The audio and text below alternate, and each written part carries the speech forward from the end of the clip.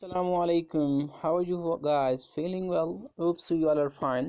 आज हम पढ़ने जा रहे हैं object. What is object? Object को सिंपल हम कहते हैं मफ़ऊल. उर्दू में से हम क्या कहते हैं? मफ़ऊल. ऑब्जेक्ट को उर्दू में क्या कहा जाता है? मफ़ऊल. सो आज क्या पढ़ रहे हैं हम? We will discuss object. What do we call object in Urdu?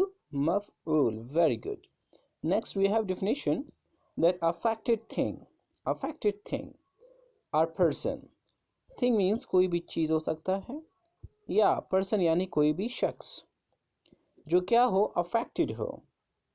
It means then if a thing or a person is affected that no has object. Very good.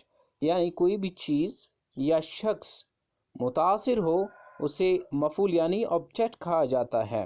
कैसे? पर्सन की मिसाल है अली बीट्स अकरम. अली भी पर्सन है, अकरम भी person है. But Akram is called object. Why Akram is called object? क्योंकि because Akram has been affected by Ali.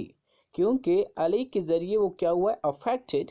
Affected कैसे हुआ है? किस चीज़ से? उसे कत्ल नहीं बल्कि मारा गया है हाथों के ज़रिए से, लकड़ियों के ज़रिए से, किसी भी तरीके से उसे बीट किया गया है.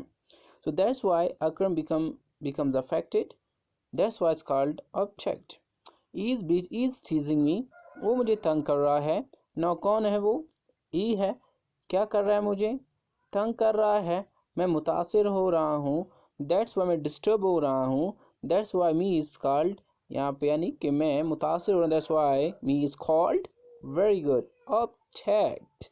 Next I eat an apple. Apple क्या है? A thing. कोई भी चीज़ है.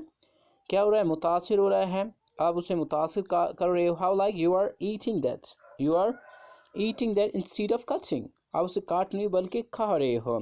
Mother cooks food. माँ खाना पकाती है. फूड आपके लिए माँ घर में कोई भी फूड तैयार कर रही है. वो फूड क्या हो रहा है? मुतासिर हो रहा है. That's why food is called object. If there is any confusion so please ask in comment.